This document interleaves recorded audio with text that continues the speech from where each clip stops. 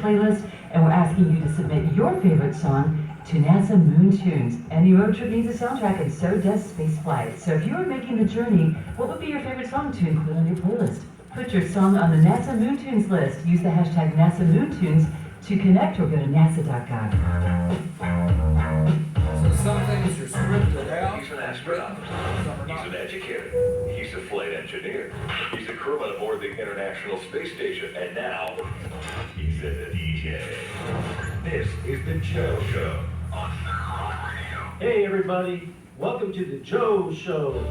I'm NASA astronaut and flight engineer Joe Acaba on board the International Space Station. It's great to be back with you on Third Rock Radio. Join me for an exciting show as we talk NASA, education, and music. If it's new rock discovery you want, you've landed on the right station. America's Space Station. Third Rock Radio. All right, so we'll switch to the next one. So this is all done under our company that we started about 14 years ago called RFC Media, and then we started a broadcast division of it called Sweet Radio. And Sweet Radio has broadcast radio affiliates, about 60-something stations that carry some of our day part shows, like Rowdy Yates, or Outlaw Dave, or Maria Todd, or Dan Gallo, or there's so many. But we have all these different shows, Monday through Friday, 5 hours of afternoon drive, morning drive, and together it makes a syndicated service that broadcasters take, and we go after new affiliates every week. Something else that we do at RFC that's got nothing at all to do with broadcast is the work we do for TuneIn. TuneIn is a music platform like Pandora, iHeartRadio, Spotify, those kind of things. TuneIn uses us as their content company. So we create all the format stations for TuneIn behind that. They had us launch a Garth Brooks station June 15th, for example. And part of what we do for them includes the stations being licensed to stream legally into Europe. So we have licenses in the different countries of the EU and in Australia, New Zealand, and Japan now. So we're able to provide a very broad service under radio, but it's really audio because it's not broadcast radio. So there's so many different areas that you can go into. How do you get paid for this? That's what we should think about. There's a lot of writing that goes into Third Rock Radio. I'll show you another one. This is our next channel that we're about ready to launch next month, actually. It's called Renew, official music channel of green living and renewable energy. So what this is going to do is put within, again, a context of pop music, very accessible, current-based music. It's going to put the current story, the daily news of what's going on in the world, huge world, of renewable energy and green living. Fresh new music channel focused on today and on the future. Diverse, multi-genre music, a forward-looking theme, that's for sure. Renew features tips on living an eco-friendly lifestyle, reducing the carbon footprint and making a difference. So companies that need to check that box and say, yes, we sure do get involved in green living and renewable energy. We're sponsors of Renew, and it will live on the website of the different sponsor partners. It'll live actually through the Department of Energy, which is how we get it done. A lot of writing will go into this. How do you get paid? Get involved with something like this. That's me, by the way. So that we can take all this massive amount of information and turn it into scripts. So we think the time has come for a station like this. And no one else is doing it. So how about that? Who is this? Me. They say, come on now, radio's godfather, here comes the heckling. I started 101 KLOL, I put the buzz on the air in April of '95. 104 KRBE was the last station in Houston that I ran, which I left in 2009 when we started RFC Media. And I ran KTXQ in Dallas for a few years, and NASA, Sweet Radio on air syndication, Tune In, the world's radio, and the Otis Advisory. This is the funny part of what I do. It's the most fun. It's writing for radio as a commentator. So I do a daily commentary on about over 100 news talk stations. This is what that looks like. Radio that starts with the script. So this is being a commentator, writing cultural observer, writing observations, 250 words, 5 times a week is a grind. Because you've got to crank it out, send in your work, and you can't, oh, I forgot, I'm busy. You got to make sure you have it in. So we do it under the banner of universal foolishness. You should get some of that. Inspired by true events. So this is a daily commentary, and it sounds a little, for example, like this. Now, time for another Otis Advisory. In the new America, everyone will have an AI personal assistant to handle the little things, like writing thank you notes. Goes like this. Dear Aunt Minnie, or current resident, consider this your pretend but casually believable thank you note from your nephew Scooter in settlement for your recent door-to-door delivery to the house. Nephew Scooter would like to be perceived as grateful in some way for the liquid container of poultry and boiling water, plus the listed carbohydrates as pulled from dirt. Young Scooter wants you to believe somehow that the items held some real meaning in his unremarkable life. Please continue to feel self-satisfied, in an abbreviated way, for sending these wet provisions without government requirement to do so. Bravo on your behalf, Aunt Minnie, from AI personal assistant to nephew Scooter. This matter is now closed. Yeah, we're gonna need the jaws of life to cut us out of this wreck. But for efficiency, hell, it's hard to beat, I'll give you that. Back when Pluto was a planet and all the cute girls drove Chargers, we didn't have it this way. You could spend all day writing thank you notes and bad checks and try not to blur the lines. Kind of makes you wish you could go back and lie down on the sidewalk right there in your own chalk outline, at least until all the improvements stop. Too late now. Of course, today's AI can be best enjoyed by the candlelight of burning tires. This is your Uncle Otis. I'll see you at the Peace March. See you at the Peace March. So anyway, that's a commentary. A cultural observer with those kind of antics is well received on conservative news talk radio. That's what this is. It's meant to be something that really fits the market. You pick the market, you write into it, and that's what you get. So prepare yourself, there's a couple more coming. And they're worse. So you have to have a premise. Like you have to have a point of view to take when this character does these cultural observer things every day. The point of view is it comes from the discount think tank. Now what could go wrong? A discount think tank. If you're going to hire a think tank, you know, there's a good one. Let's go live bait. Kind of tells you what you're getting here. We think about anything for a price here at the discount think tank. So we invite you to join the pageantry, and if you don't mind your report smelling like fish, we do a pretty good job for about half the price. So here is another example. Think about this as you start to put your own madness together. Now, time for another Otis Advisory. Just about everywhere you go is half infested with men. And your rulers aren't happy about it since Men usually like meat and high octane, and all that's bad. They know that men are naturally stinky and have no visible means of support.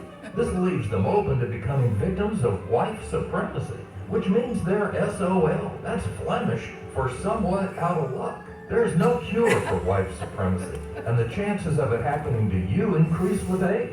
Man-shaming and other market forces, along with the shifting zeitgeist of the times, have accelerated the spread of wife supremacy. And there's not a damn thing you can do about it. Maybe you had a girl like that. I know all this is hard to understand. It's kind of like dry ice, something nobody understands, but there it is anyway. Apparently, with enough vitamin P and some night classes, men can regain full use of their toxic masculinity as soon as they stop agreeing to something called first available. You're supposed to wait for your own, so stop it. Now, you may have to try some of this out on the monkey bars first or something before you take it on the road, but here's the thing. Man infestation won't be allowed to continue much longer, so don't admit to anything. If you know how to change a tire, keep it to yourself, unless it's an electric tire, and then you'll be asked to speak at scrapbooking club. This is your Uncle Otis. I'll see you at the Peace March. So, how do you learn to think like this? Well, you start by thinking about the visual power of audio in sound. You're creating this stuff in sound. It's a copywriter's job to use sound to create images in the listener's mind. That's it. That's all you have to do. And so much of radio that you hear and the bad radio commercials that you hear don't have any idea that that's what they should be doing. It's a lot of formula stuff, cliche format stuff. You get the listener to create their own pictures in their own mind. Nothing is more powerful. Yeah.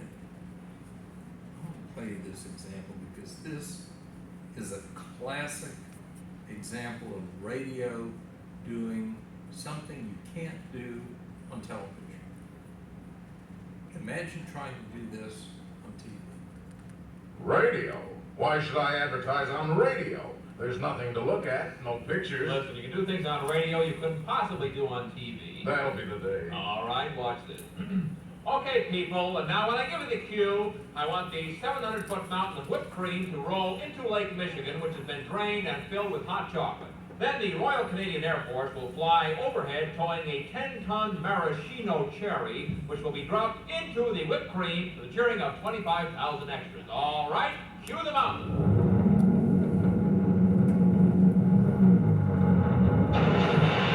Cue the Air Force. Cue the maraschino cherry. Okay, 25,000 cheering extras. Now, you want to try that on television? Well... You see, radio is a very special medium because it stretches the imagination. Doesn't television stretch the imagination? Up to 27 inches, yeah. Creative people now are not encouraged in the direction of audio. Everything, all the training, all the hype, all the awards that the agencies desperately want to win are all about the visual side. That's how they think. Radio is kind of an afterthought. So TV gets all the juice, the depth and velocity of the visuals. You know, you got your hair in slow motion and this steaming plate of tacos. And then there's the speeding cars that then turn into slow motion and slide sideways, and drives men crazy. Like that. Hi. Sorry, hi. How are you? Come on in. You just missed putting whipped cream and a maraschino cherry in Lake Michigan. I'm sorry I missed that. In your mind, of course. It's just in your mind. But radio copywriters are stuck on cliches that you hear all the time now, and there's no real reason for it, except no one's really taught that there's more to it. So we like to say, decorate with words. That's what sound, finding the feeling to move the listener toward. It's what sound can do. tell the story through characters, not voices. I'm gonna play you something from a guy named Ken Nordine. Has anybody ever heard of Ken Nordine? He is a one of a kind, and he did a series on colors, about 30, 35 colors, about a minute each. They turned his series of radio, audio essays on colors into a series of very successful radio commercials for the Pittsburgh Paint Company, PPG Paint. So this one is my favorite. It's brown. Listen to what someone does with creating pictures in your mind. Brown. Among purists, and you know how many purists there are, Brown was having some difficulty. Some of the purists wanted Brown to be more... Others wanted Brown to be more... Still others wanted Brown to be basically brown.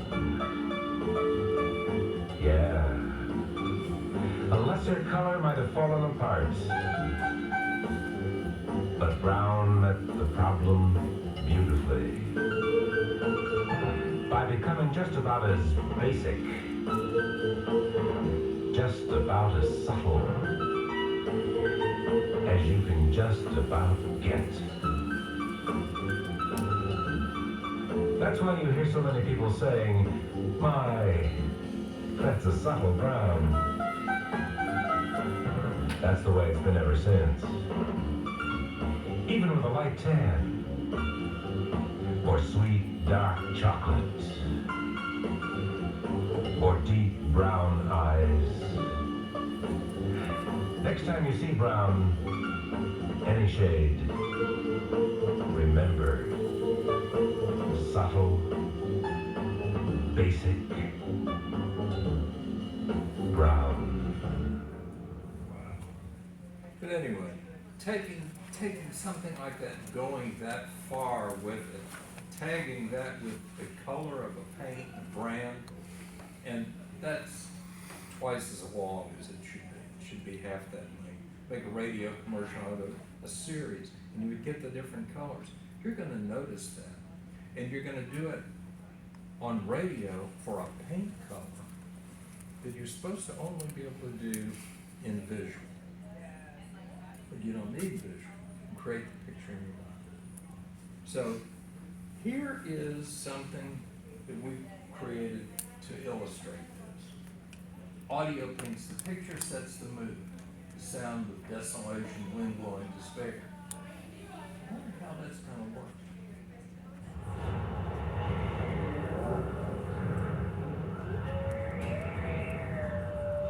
Daddy? Yes, little John. Is this a real apple? No, little Johnny. We haven't had any real apples since after the election. Now pick up your sister and put her in the cart. We got a long way to go. God, what are they trying to do there? Let's talk about this. The ACM for audio ads is 10 times that of video ads. It's fact. America's most quoted brand consultant, I want you to see this, Robert Pascal. The decision process in loyalty and brand adoption is 70% emotional. Most effective radio ads driving the biggest profits are those built strictly on emotion, having no rational content at all. So radio is surprisingly efficient. This, I'm going to tell you about this. Dentsu, media agency Dentsu, measures listener attention to audio advertising. Along with Lumen, it's a research company. Dentsu measured audio messaging across podcast, radio, and even music streaming. The headline, this is kind of amazing. It is to visual people. Audio performs better than video considering the cost. in grabbing attention and generating brand recall. This book is so good. The Uncertainty Principle, Robert Pascal. These are the kind of studies that are done to convince marketers, typically, to allocate more ad dollars to audio, is the whole idea of it. So radio is found to be the most cost-efficient medium in attempt to drive traffic per 1,000 impressions. What is that acronym ACP? The A is for attention. Okay. Attention cost per 1,000. Okay. The CPM's cost per 1,000, that's attention cost per 1,000. So think of this for a radio commercial. This was like a 15-second spot. Did you notice the bit of lettuce stuck in the teeth, and she reads it slow, of the guitar player in the band on the stage at the stadium in Rio? Samsung MV 10 million pixels, and then you hear the shutter sound. Wow, you remember that? It does something you wouldn't typically find as powerful if it was done visual. You don't need visual. I can tell you what you're looking at on the picture taken by this Samsung with 10 million pixels. Wow. So, what's with all the screaming? You know, you hear radio commercials that just scream at you for 60 seconds. Talk down to the listener. It's the let's get as much stuff as we can in as few seconds as possible. You got to test yourself. If you've got a radio script, or if you've ever written a radio script, some of you may have, you stand in front of someone you know, and a couple of feet away, and read that radio script to them. What you're going to do is, do they feel respected, or appreciated, or like you care about what they're thinking? Probably not.